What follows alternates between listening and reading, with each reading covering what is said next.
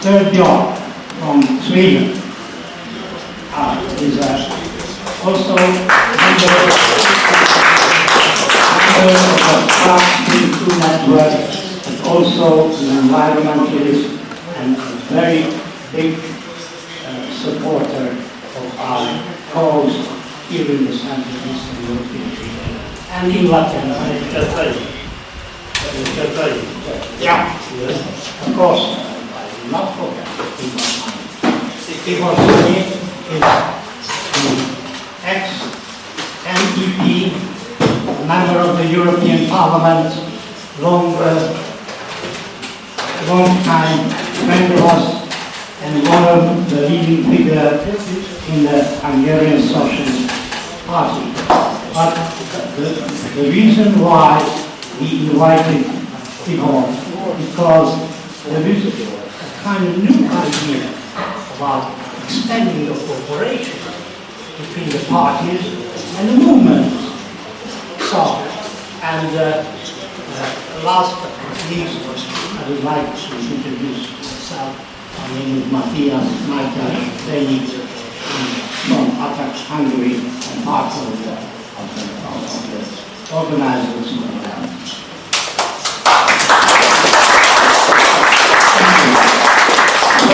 I would like to ask Maite, what is the situation in Europe and in Latin America? What is your party thinking about the future of the cooperation with the movements, with the popular movements, with the social movements, and so on? Thank you. Bueno, pues voy a hablar en español, sé que hay traducción.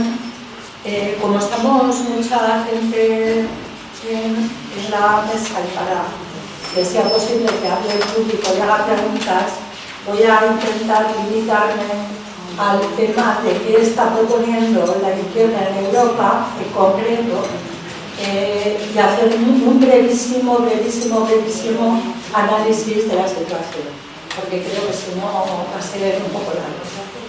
Hablaba esta tarde con Tibor sobre el proyecto fundamental que tenemos la izquierda europea, que contesta también un poco la pregunta que hacía Matías, porque el proyecto que tenemos, la parte de la izquierda europea integrada en el partido de la izquierda europea, los 35 partidos que lo conformamos, está ligado a trabajar con los movimientos, a trabajar con los sindicatos y también a trabajar con otros partidos políticos, digamos, progresistas y ecologistas.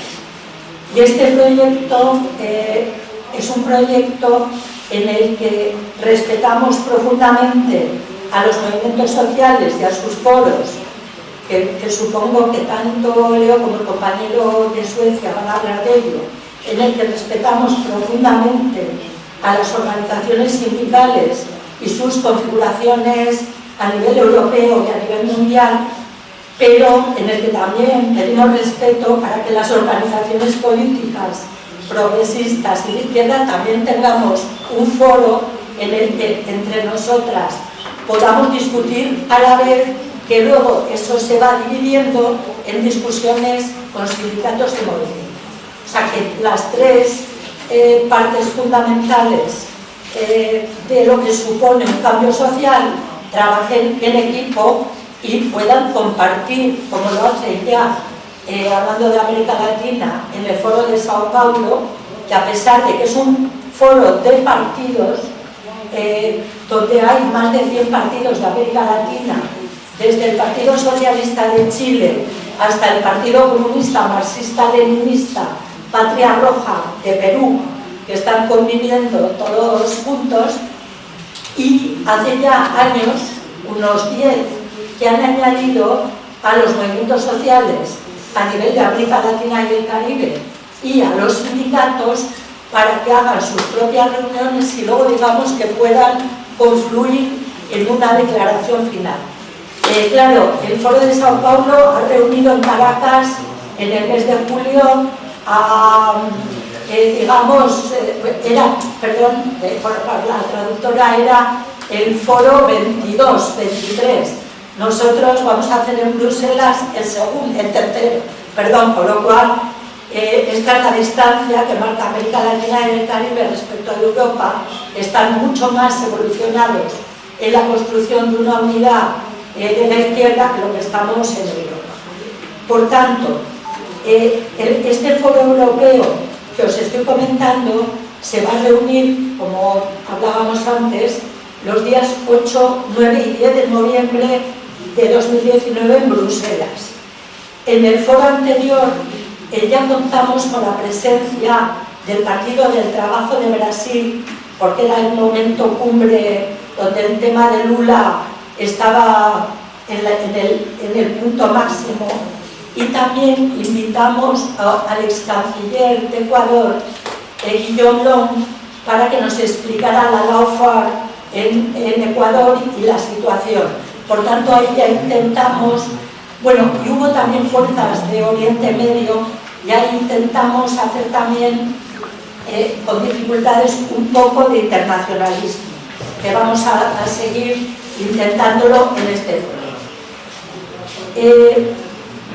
Tanto en Europa como en América Latina y como en el resto del continente está claro que si hay algo fundamental es la lucha contra la extrema derecha. Eso ahora mismo es un tema vital, pero no solamente cómo luchar, sino que estamos haciendo mal en la izquierda y en las fuerzas progresistas para que no nos apoyen, para que no nos voten, para no poder construir unidad, que estamos haciendo mal, porque no se le puede echar la culpa solo a los, como hacen otros, solo a la derecha o digamos a la socialdemocracia en uso, sino que también hay que mirar qué estamos nosotros y nosotras haciendo mal. Nosotras y nosotros creemos que es un momento fundamental para analizar, sobre todo viendo, y también aquí enlazo con lo que ha dicho Matías, viendo la composición del Parlamento Europeo, que yo creo que lo hablaba con el compañero el otro día, de un Parlamento Europeo de 750 miembros de la izquierda adscritos al grupo de la izquierda unitaria, verde, nórdica, hay 41 de 750, y de verdes hay 60 y algo, de los cuales hay verdes rojos y verdes verdes. O sea, hay verdes que cuestionan el capitalismo y creen que el capitalismo es el principal problema contra el medio ambiente, y hay verdes pues, que están gobernando o han gobernado con Merkel o pueden gobernar mañana con Macron. Por tanto, 60 más 40 da 100, pues de un parlamento de 750, al que sí que podemos añadir algún eurodiputado socialdemócrata, que bueno, que digamos puede separarse un poco de la línea tradicional, pues es un auténtico desastre de la izquierda. Por tanto, ahí tenemos que hacer un análisis fuerte. ¿Y qué es lo que pretendemos? Ha sonado mucho aquí, les he oído a él en privado y a él en público hoy hablar de lo concreto, de hacer acciones concretas y no solo de debatir las grandes líneas y luego nos vamos de aquí con una declaración muy buena diciendo todo mal, qué faena, qué pena, sino nos vamos con proyectos de trabajo concretos e intentando incluso poner fechas. Entonces, ese es uno de los objetivos de la creación de este foro, porque el Partido de la Izquierda Europea no es suficiente, es un partido político europeo que además se llama de la izquierda, con lo cual digamos pues que ya está en el propio nombre, pues excluyendo fuerzas progresistas y radicales. ¿Y qué planteamos en concreto? Pues una cuestión que planteamos en concreto con el foro de Sao Paulo en Caracas en julio de 2019, y aquí me interesa mucho que lo oigáis por si alguna o alguno estéis interesados en participar, hacer un seminario conjunto entre América Latina y Europa para poder debatir de los temas comunes. También vamos a realizar una campaña, pero no solamente contra las sanciones de la República Bolivariana o del bloqueo contra Cuba, sino que también vamos a apoyar la campaña de la Asamblea de los Pueblos, que está citada para abril-mayo de 2020, porque consideramos que esta campaña sí que abarca todo lo que nos gustaría hacer a nosotros, no en Europa, sino a nivel mundial, y ellos lo van a explicar mucho mejor que yo. Una cosa interesante que también decidimos y que hemos llevado a la práctica es mandar observadores internacionales, no solo europeos, a diferentes países de América Latina, como Brasil, que lo hicimos en diciembre ya. Yo he estado en Ecuador hace 2 semanas, 3, viendo al ex vicepresidente Jorge Blas, y eso hace daño allí, porque todos los medios de comunicación te entrevistan y denuncian la situación.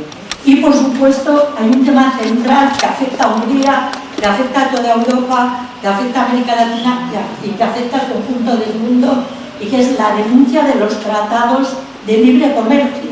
Pero en este caso concreto, el tratado de la Unión Europea con Mercosur es un auténtico desastre, no solo por el contenido, sino porque se ha hecho de una manera completamente antidemocrática. Y ahí tenemos que intentar estar juntos y juntas de un lado y de otro para ver cómo podemos luchar. Y ya para terminar, hay esta persecución que comentaba tan fuerte de líderes concretos como Lula, como Jorge Blas, como Rafael Correa, como Cristina Fernández, esa persecución en que la mayor parte son denuncias sin pruebas, etcétera. Ahí sí que tenemos no solamente los sindicatos, los movimientos, sino nuestras fundaciones, las fundaciones que tenemos, las diferentes organizaciones, hacer formación y sobre todo combatir el tema de la Big Data y ver cómo nos podemos poner al día con la comunicación. Y termino. Creo que es muy importante y se ha insistido mucho el tema de la unidad del bloque progresista y la recuperación del internacionalismo. El internacionalismo no como palabra de todo acabelismo, comunismo, socialismo, feminismo, no en ese sentido, sino como un instrumento de los pueblos para defendernos de las agresiones imperialistas. Porque no se trata de un tema de solidaridad de unos pueblos con otros, sino que tenemos que saber bien quién es el enemigo que tenemos enfrente. Muchas gracias.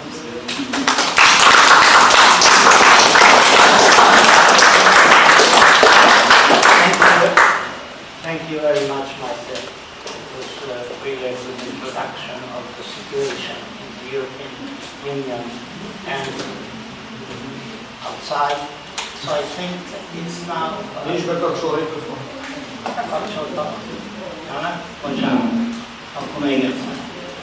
you very much, because I think it's a good introduction, a starting point, because we were talking about our region and Europe.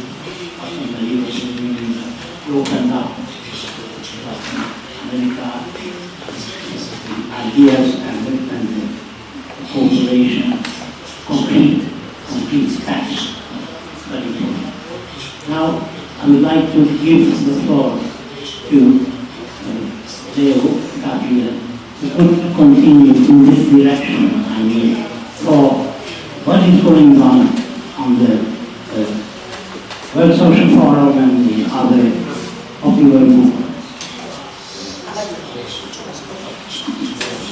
Well, first of all, I want to thank you for your interest here, and secondly, also to the organizers. And thirdly, I'm very happy about what Maite just told, because it reflects, and that is for me, as somebody who has been around a long time in social movements, a new development that you see among the political parties, a vital need to get together.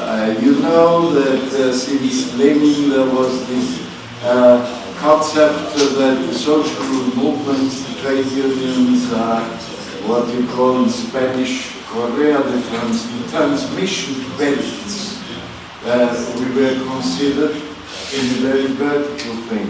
And we are now facing a time, and your presence here, and also that is different, because I was here last year already, a difference in Hungary, where you are not only interested in solving Hungarian problems, but to really get to this level without which there is no solution possible.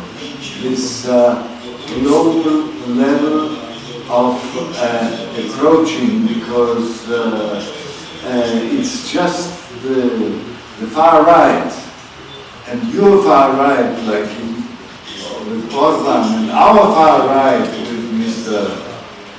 Kurz in Austria, who wants to put everything on the shield of saying Hungary first, America first, Austria first, and so on. And if we are in this building, they will always have the power, because they are operating with big capital interests, who in turn become more and more fascist. So what can we do, and what is our program in which we can establish some kind of priority? I don't think we have the best answer in the World Social Forum, but we have 20 years nearly of experience in gathering together, networking, so on. And if we put this on the ceiling, we will find a sort of a triangle. On the one hand, it is to avoid the destruction of the planet, it is to struggle against privatization of water, it is the many other things you are on a local level. But this implies also a deterioration of the social compounds in society, because without nature, even the working class will cease to exist, because we are all living from there. And the third component, which we sometimes forget because we are living in more or less quiet countries, is that there is a world war going on. We just have heard about the Ukraine, which is in the center of the confrontation, but we could take up also Syria, and we could take up Palestine, and we could take up Venezuela, and so on. And if we take all that up, we have a burning world, not only in the Amazonas burning, but in many other focus points. And that is also a part of this capitalist society, worldwide society we are living in. And the big art would be, or program for the next, let's say, year, 2 years, whatever time it takes, is to bind together these three components, which are reflecting also the political spectrum of different kinds. Like in Germany, you have the Greens, who are with their topic of climate change and so on this unilateral level. You have in the southern countries, Spain, perhaps also, certainly also Portugal, and perhaps tomorrow Italy, the spark of the social consciousness which comes, which also is directed in a sort of a unilateral way. And then we have these peace organizations, many of them tied to the not only Catholic, to the churches, to the human rights organizations and so on. Imagine just for a second that all of these components would unite, not under a common candidate for parliament, not under a clean-cut ideology with one color and marching the street with one single flag, but as a melting of consciousness. We tried to reflect that in a proposal of the Prague Spring Network, others will refer to, where we tried to put these elements together in a sort of a common platform. You might sign it, you don't need to sign it, but it is the basic idea which has to get through our head, that the others who are perhaps from a different color, coming from different experiences, are not our rivals, but they are our brothers and sisters. That's what I wanted to say. Thank you.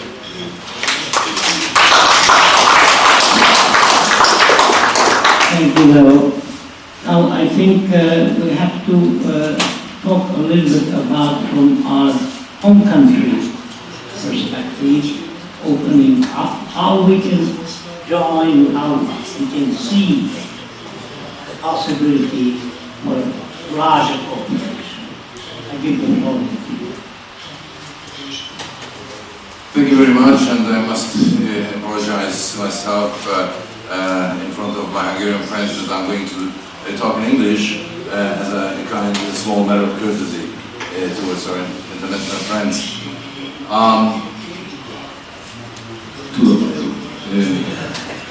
know I don't speak Hungarian, but it's correct. So, yeah, let's go a little bit further what the previous speakers were saying. I think that there's one issue which is not quite much on the table so far, and namely, the time has gone. We don't have too much opportunities in terms of time.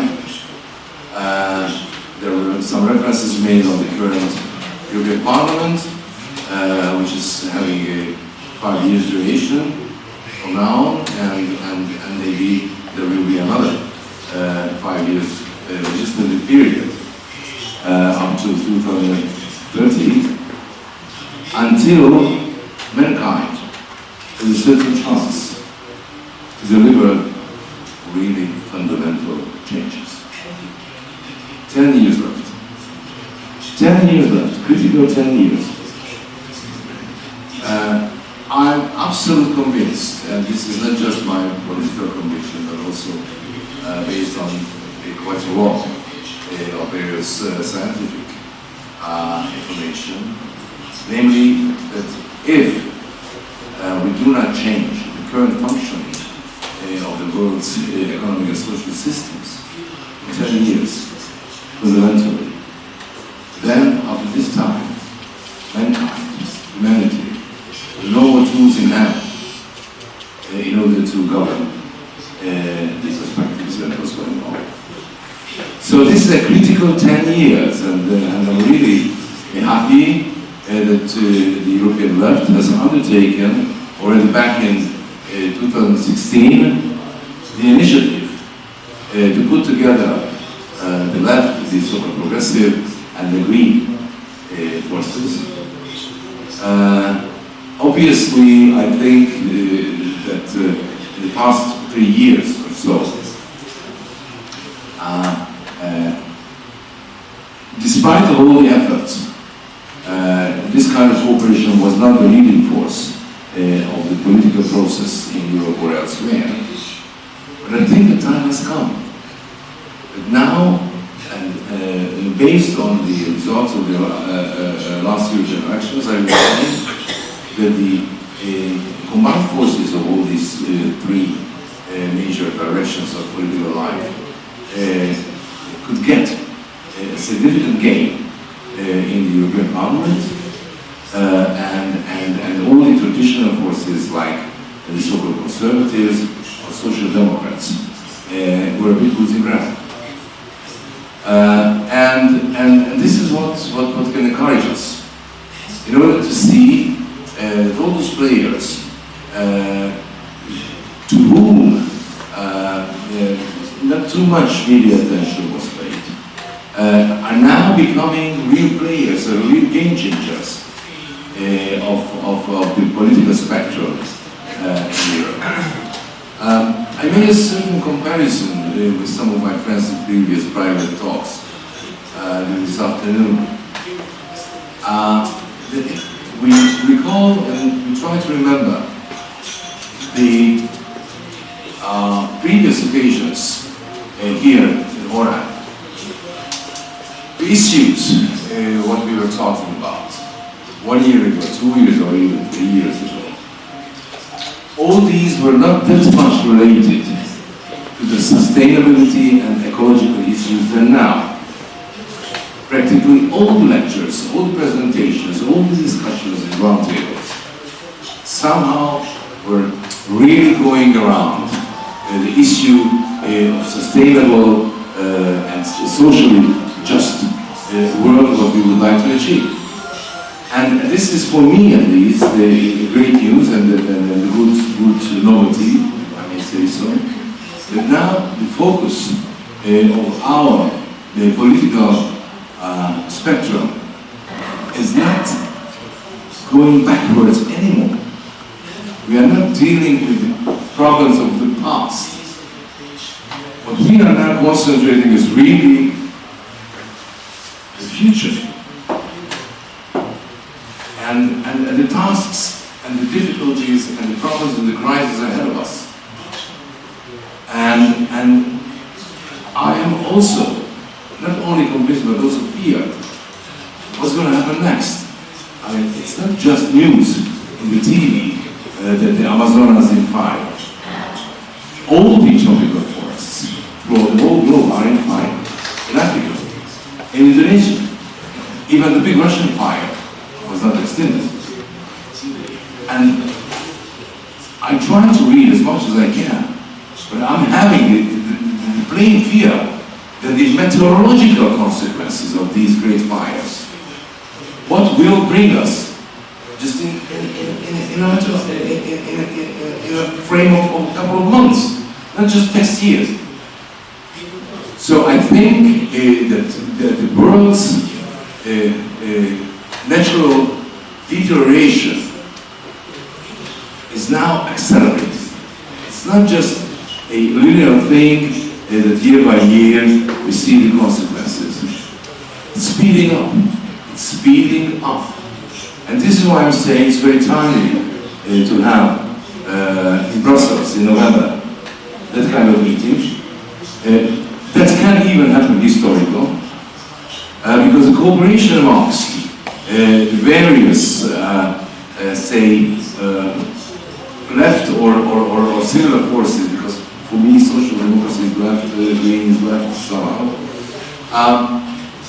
But I think that thanks to the efforts in the past 3 years, now we are approaching a situation where these three truly important political forces can have a common voice. And maybe we can deliver really good messages and really helpful messages to the people. And what we should not forget, it is not about parties anymore. It's not about only trade unions anymore. It's not about movements anymore.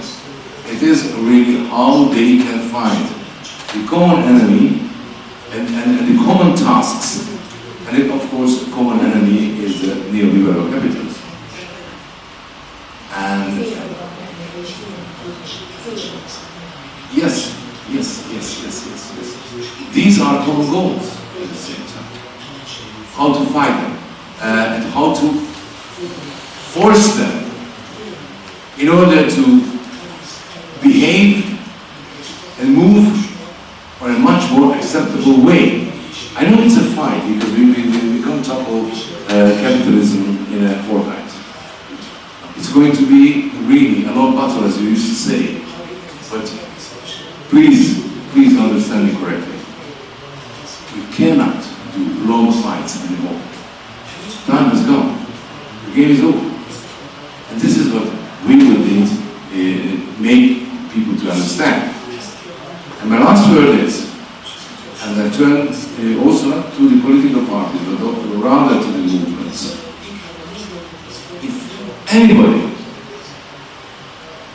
in Hungary or somewhere else is just trying to reconsider or redefine his or her own life according to the new circumstances what are happening throughout the whole world, they are already our partners. So it's not us to tell them what to do. It is our task to make them cooperate in a really common thinking, and common thinking starts with the fact that everybody should reconsider his or her own complete personal life. And if so, then the crowd around us will be much bigger. Thank you very much. Thank you, Tibor. Now I give the floor to Marija Zaharenko. I'm going to speak in English or Russian. Is it possible for the translation to speak Russian and take the translation?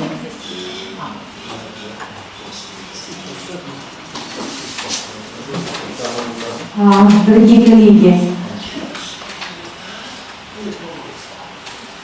тема фамилии – это как нам развивать наше интернациональное сотрудничество. Я бы хотела сказать, что в первую очередь нам нужно прислушаться друг к другу и к тому опыту, который мы можем дать друг другу. И я хочу предложить вашему вниманию, мы знаем, что весь мир...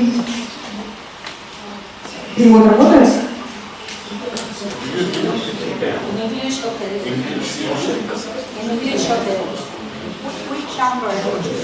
Which number is English? English 4.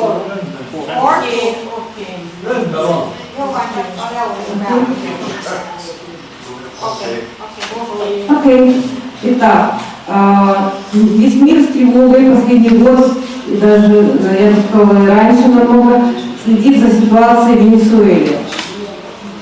Мы тоже с солидарностью относимся к нашим венесуэльским товарищам, и мы сделали наш анализ, чего ждать в Венесуэле, основываясь на опыте Украины и других горячих точек.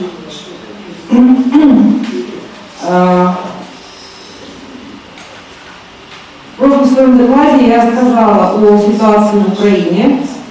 Основное в нем было то, что захват Украины как зоны влияния происходил в 2014 году Соединенными Штатами путем мирного переворота. Из Восточной Европы мы ждаем еще один пример, когда такой захват происходил военным путем. Это 1999 год, события в Югославии. когда нам повели туда свои войска. И сейчас наш анализ показывает следующее. Мы точно уверены, что ситуация в Венесуэле очень похожа на ситуацию в Украине 2014 года. Цели различные, потому что в Венесуэле хотят захватить страну с самыми большими запасами нефти, в то время как Украина нужна как зона влияния вблизи России. Но есть существенное отличие. Прежде всего, в Венесуэле правят левые социалисты, которые имеют значительную поддержку трудящихся масс. А в Украине до нашего переворота правительство представляло интересы крупного капитала и проводило неолиберальную политику. В то же время в Венесуэле и в Украине похож состав оппозиции. И в Украине, и в Венесуэле крупная буржуазия смогла мобилизовать мелкую буржуазию, недовольную проводимой в стране политикой. При этом украинское оппозиционное движение гораздо правее, чем венесуэльское, потому что к нас к власти пришли ультраправые националисты и либералы. Сходство обнаруживается в американской помощи организаторов массовых протестов, которые проявляются даже в сходстве внешних методов. Точно так же, как и на Майдане в Украине, на массовых акциях в 2016-2018 годах венесуэльские оппозиционеры пытались надевать маски, делать деревянные щиты и даже надевать на голову посуду, повторяя действия тех, кто стоял на Майдане в 2014 году.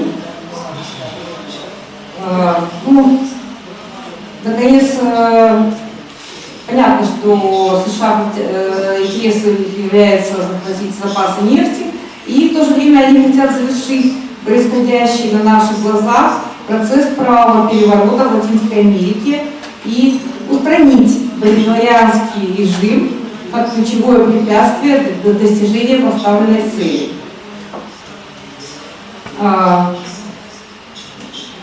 то же время Венесуэла относится к странам Латинской Америки, которые уже около столетия находятся в преимущественной зоне влияния США, так как Украина попала туда только после распада Советского Союза, то есть 28 лет назад.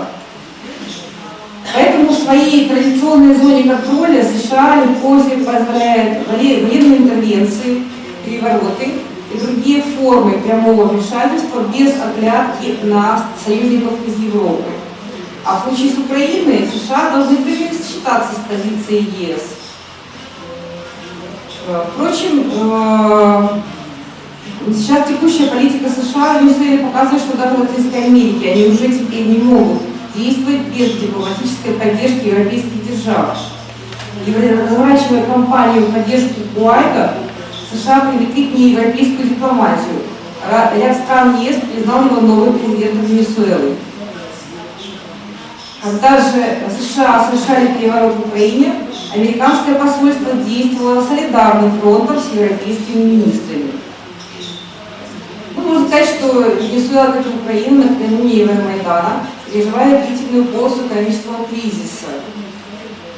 Однако существует различия социальной политики.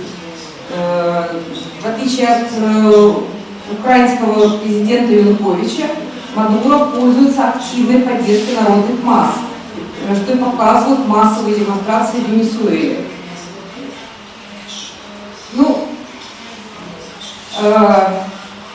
Что же, в общем-то, ожидать в Венесуэле, опираясь на опыт Украины и других стран, где США установили свой контроль? В общем-то, есть два варианта событий, и я думаю, что скорее более вероятен первый. Непрерывные призывы американских агентов военным переходить на сторону оппозиции вызывает скорее аналогию с Сирией и Ливией, чем с Украиной.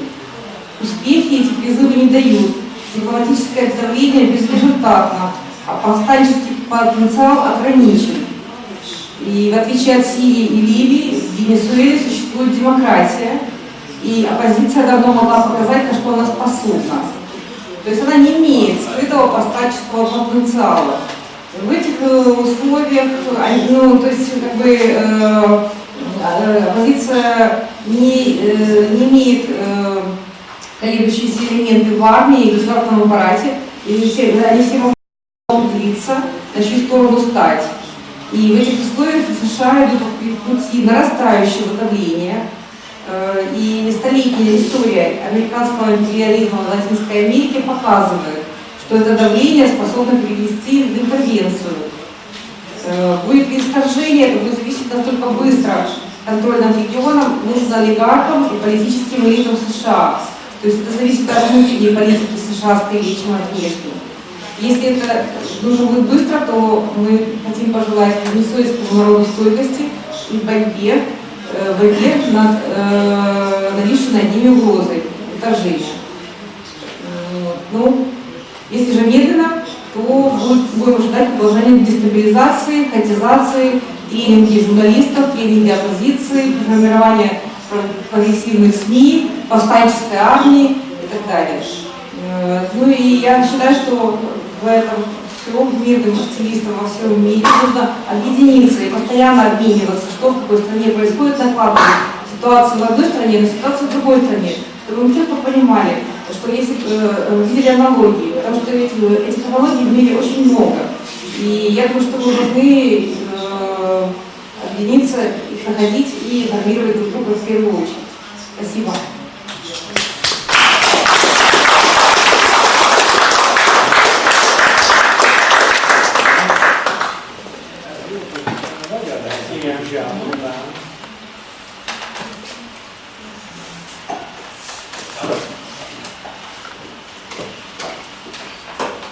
Thank you, Marija. How long? Green. Okay. Thank you, Marija. It is really good to hear that what a comparison you can make between the Venezuelan situation and what is happening in Ukraine. There are so a lot of similarities. I heard. I think now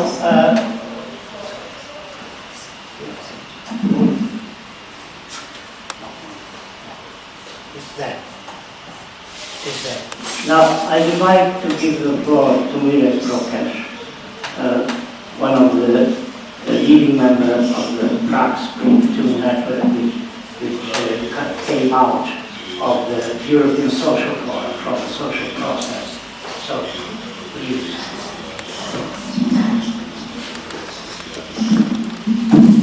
Thank you very much. Good afternoon, all of you. Briefly to speak also about Slovakia and Czechia. The political situation at the left is a little bit depressing. There are no mass social movements in both countries. If there are any any movements, there are mainly right-wing or manipulated people, like the title of the mass movement recently in Slovakia is For a Decent Slovakia. It's no political program. It's like to get rid of corruption, okay. And the same, now in Czechia we have a mass movement for 1 million minutes for democracy. It's aimed just against two persons, President Zeman and against the Prime Minister Babiš, who is an oligarch of course, but there is no political program. So if the movement is successful, it organizes demonstrations of more than 200,000 people now. The next one announced to September, and then the 30th anniversary of the Velvet Revolution in November. If the movement is successful and the president or even the prime minister resign, which they don't want to do, who comes then? There is only right-wing opposition, because Social Democrats are in the government together with the oligarch, the billionaire body, and the Communist Party supports the government in the parliament. Communist Party, by the way, I'm a member of it, so I criticize my own party now. It has always had over 40 members of the parliament since 1990, until the last elections, when it dropped to 7, and since then the preferences are between 6 and 8%. Still, the leadership of the party is so pragmatic that it has the biggest political influence since the revolution now.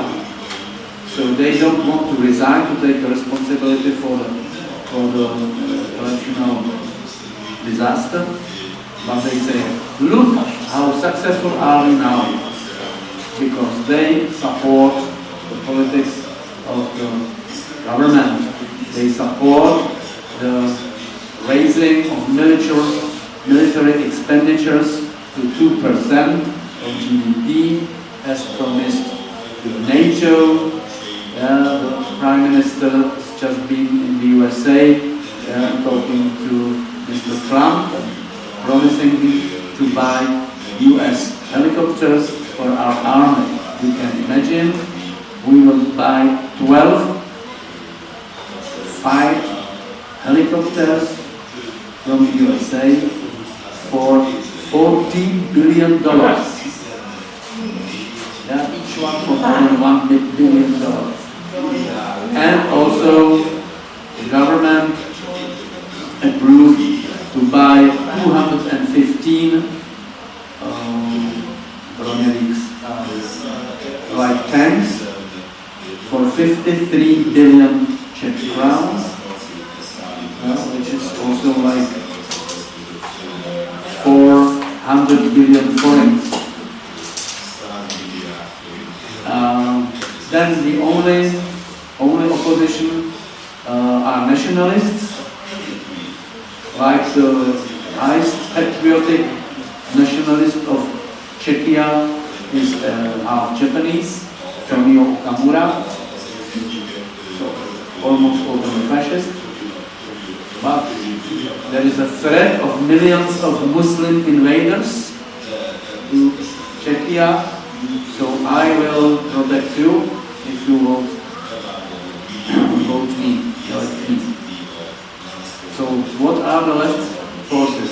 I practically know there are some brave activists like Alena Krempaska in Slovakia, who have already been beaten up by the fascists, and some little movements in Czechia, which we have tried to unite through the alliance, the former Czech Social Forum, which is called Alliance for Labor and Solidarity, also working together with Europe and with other, especially Central and Eastern European movements. What is completely now is the student movement against the climate change. We have strong movement of secondary school students in Bohemia. They will now come to the UN General Assembly, representative of them, but they are able to organize strikes all over Czechia, not only in France. So it's a little hope to get something more from the young generation. They try now more such little groups, and together with the climate movement, they try to establish a new left political party called the Real Left. I'm a little bit doubtful because they have no financial resources behind them, but at least they should try, we should support them. What is the vision for the future? Neither the Social Democrats nor the Communists are able to send any mission for the nation, any vision for the future. So, of course, there must be sustainable production and assumption, space for any kind of socialism, which means that the fruits of necessary robotization, digitalization must be distributed among all people, not only to the pockets of the richest oligarchs and corporations. How to achieve this must be achieved globally. Professor Harris from Oxford University calculated that to distribute decent living for the people in the third world cost only $10 per month per person. Like in Africa or Asia, $10 per month, which altogether calculated makes 1.2% of GDP of developed countries. Now compare please these something over 1% with 2% of GDP, which should be pumped into a military industrial complex. And we see that the resources to achieve global solidarity, I mean the global basic income, are here. And if not, we know that 99% of all money in the world are fictitious, only electronic. 99%. So if we have the example of quantitative, how they solved the last economic crisis with printing money, electronic money, of course. They don't need even a printer. They need only computers to make more money. So in some years we should be able to raise the amount of fictitious money from 99% to 100 to be distributed among all people on the planet, and then money will be oblivious. We are in communism. Think about it. Thank you.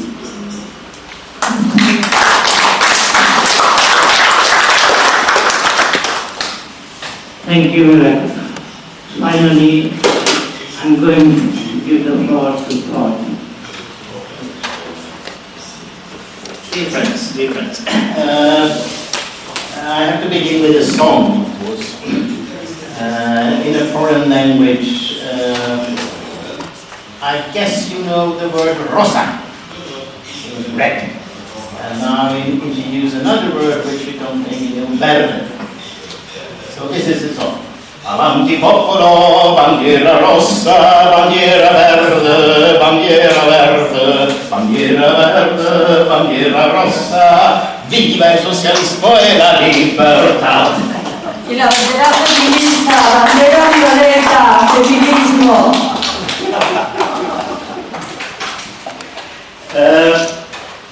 I think the situation is very interesting.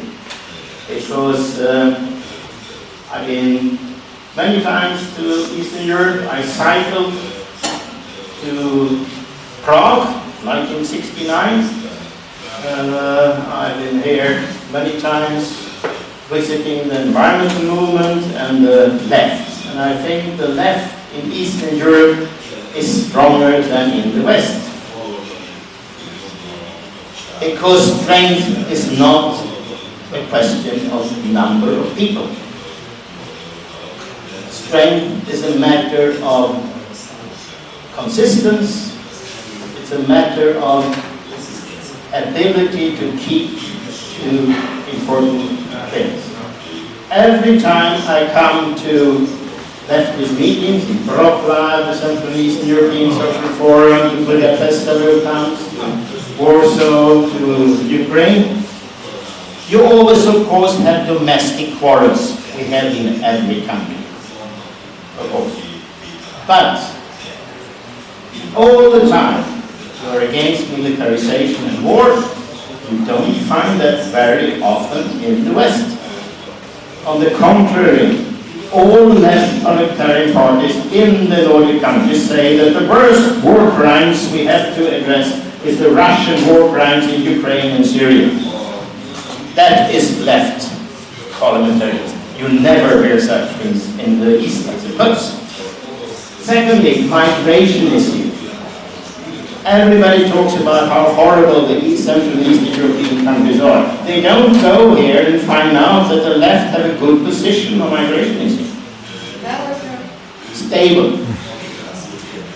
Now when I came to this situation we are in, is similar to what was in the beginning of the 60s. All organizations said there was no young people. Didn't exist. And in a few years, suddenly there was thousands and thousands and thousands. We don't know what happens in the future.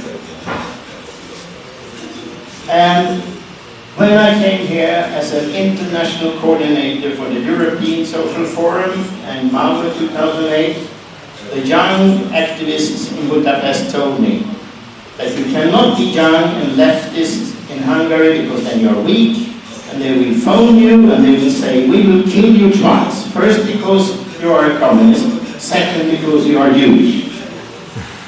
So the situation in Budapest then, and maybe it's even worse now. This is the situation, the reality in very many countries. We've heard about Ukraine and so on.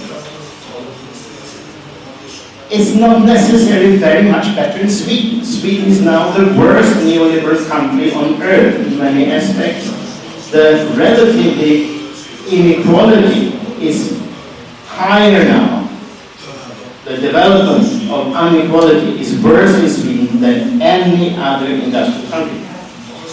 It's completely organized by social democrats, a neoliberal system which is privatizing everything. So we have a very serious situation everywhere. So why do I say then that Budapest has to be a place where something can happen? We started youth actions for the environment in 1985, 1986. It's the first actions that started in the West and went to the East. And where did we go to? Of course, we went to Budapest, to Ecotopia, with bicycles and so on. And then we have this symbol, and when I came here 20 years later and made Jyrki Propa, he still had that symbol on his chest. So even if we are very few, it's possible to change. Now, if we look around, it's much worse than we think of, because we haven't even addressed the fascism in India, in Mola. We haven't addressed Kashmir, which is as bad as Palestine. We haven't addressed that and that and that and that. It's horrible everywhere. So, what can we then do? Two proposals. Not here. And now it's papers that it translates to stand. Firstly, just as a reminder of that things happen we don't know of, which are hopeful. So, in October in New Delhi, they will start a global peace march. And they will walk all the way in 1 year to Geneva.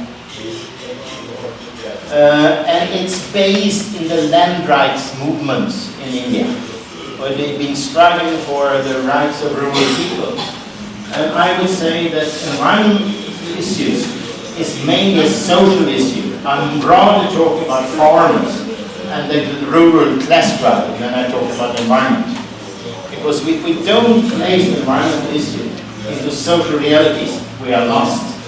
This is one of my main quarrels with the left, that they always more or less leave the peasants right alone, although I see that as the most important class struggle in the world right now. They are able to organize the landless, which the trade unions don't do. So this march, called Jai Jagat, and I suppose we support the Jai Jagat march ending in Geneva on the World Peace Day, the 25th of September 2020. It has strongly inspired by the land right movements in India, where the march will begin in October 2019 in New Delhi. All over the world, corporations and governments work in their interests, enforcing land grabbing. The livelihood of small and middle-sized farmers and peasants are taken from them. Healthy, locally produced food is replaced by unhealthy food produced by multinational companies with the help of agri-industrial monopolies. This land grabbing causes great suffering and unemployment also in Europe. In Ukraine alone, 7 million farmers threatened by the dictate of the International Monetary Fund and the European Union to open up the fertile black soil to multinationals. So are 12 million family farms in the European Union, where the devastating effects are clearly seen in the depopulation crisis in countries like Romania and Bulgaria, and in the countryside in generally in all of the European Union. We support the European and worldwide struggles against land grabbing and the international movement Via Campesina and their demand for food sovereignty, the right for every nation to defend their farmers so they can feed their population. We support the worldwide peace movement in their efforts against militarism and to redirect the huge resources from military to global social and ecological needs. We all support the general aim of a global peace march by Gabriel. It's a wake-up call to respond to the deepening economic, social and environmental crisis, eradicating poverty, eliminating social exclusion, ameliorating the climate crisis, and halting conflict and violence. And I tell you, we will walk also from Sweden. The Afghan refugees in Sweden have, together with the local population in Middle Sweden, starting, and they will march to Geneva from Sweden. And I think we have to march more, we have to do more, and then the young people will come. Then finally, a summary of everything, and this is maybe more important, which I think, why Budapest is the place where we'll start the world revolution. Okay. European and global movements unite. This is a proposal from the Prague Spring 2 Network against far-right extremism and populism. We, the Hungarian participants at the Left Island Festival in Horányi, Hungary, with international guests, support efforts to unite European movements.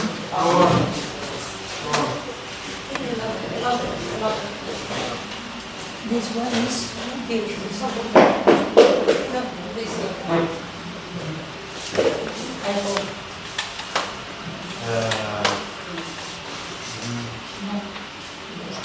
yeah. Support efforts. Do you hear me? Yes. Support efforts to unite European movements and with initiatives on other continents. The resistance against neoliberalism and other forms of capitalism, including fascism, as well as militarism and patriarchal forms of dominance, need international cooperation. Equally important is the work by all movements to find environmental and social solutions safeguarding people's daily life. We therefore welcome the initiatives to organize the World Social Forum in Mexico in 2020 in conjunction with the idea of a migrants' march from Panama to the US frontier before the US elections. This gives the opportunity to link the Europeans' efforts to international cooperation together with other similar processes as the International People's Assembly, which was addressed I think a little bit here before. The initiative by ATTAC, the European Attack Network and Norwegian Social Forum, they just sent us a letter to create European support for the World Social Forum in Mexico and more unity among social movements in Europe is most welcome. We find it especially important to unite movements from all over Europe, coming from countries from inside or outside of the Union, with special emphasis on giving all an equal voice. We propose the following. Start to build alliance to contribute to define the defined issues, the 5 discussed by Mexican movements as especially important towards the World Social Forum 2020. Climate and environmental crisis, where we emphasize the need for social forces representing farmers, workers, and others to have a central role. Migration, peace and war, women's rights, and solidarity economy. E. Call upon already existing initiatives to support a joint effort towards World Social Forum 2020. Initiatives at the Alternative Summit in Paris in October 2019, the European Forum in Brussels in November 2019,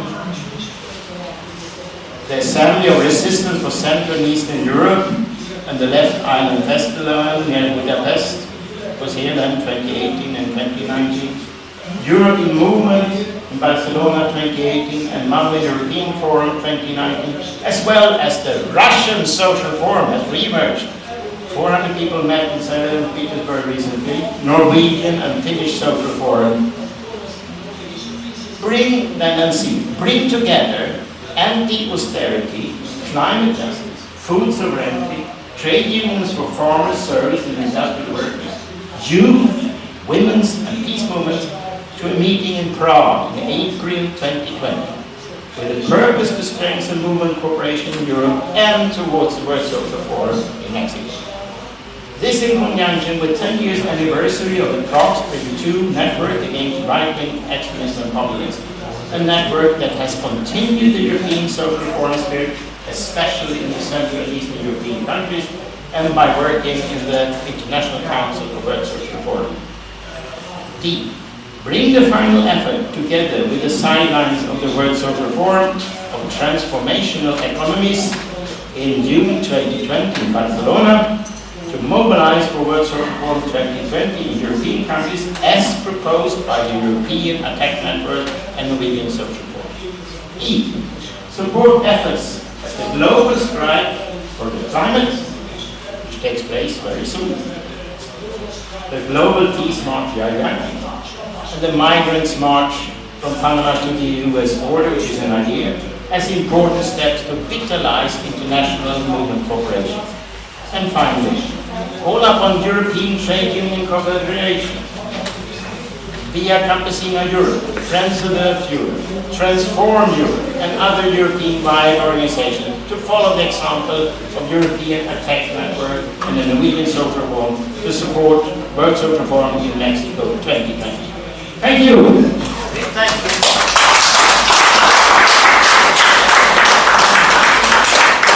Thank you, Lord. We have 15 minutes for questions and comments. We have to finish our discussion here within 15 minutes. So it's time for questions and comments. Tibor, nagyon jól kívánok volna meglepetést. Kedves barátaim, egy nemzetközi rendezvényen vagyunk, ami nem meglepetés, mert a baloldal az nemzetközi szerveződik, internacionalisták vagyunk, és a harcunkhoz összefügg az egész világon. A magyar és a spanyol munkásmozgalomnak ugyanakkor még ennél is szorosan is mélyebb hagyományai vannak, tehát a nemzetközi harc keretében a magyar és a spanyol kommunista mozgalom, az ellenálló, az antifasiszták örökre összefűzték számlaikat, és ezért is rendkívüli örömmel szeretném megköszönni Maite Molának, a spanyol kommunista párt egyik vezetőjének és az Egyesült Baloldal, még az ötnék az európai baloldali párt alelnökének, hogy erre a fesztiválon el tudott jönni, erősíteni a magyar és a spanyol munkásmozgalom összefűződő szálait, és ebben az alkalomból szeretnénk egy nagyon szerény, kicsi, ugyanakkor jelentőségteljes ajándékot átadni neki. A Magyar Antifasiszták és Ellenállók Szövetségének kiadásával készült kiadvány, fotókkal teli kiadvány, a Magyar Önkéntesek a spanyol nép szabadságharcában címmel. Kedves Maite, fogad tőlünk ezt az ajándékot, és Dolores Igarúi nyomdoka énekelnek a fényképére az áldozat könyvet, folytassuk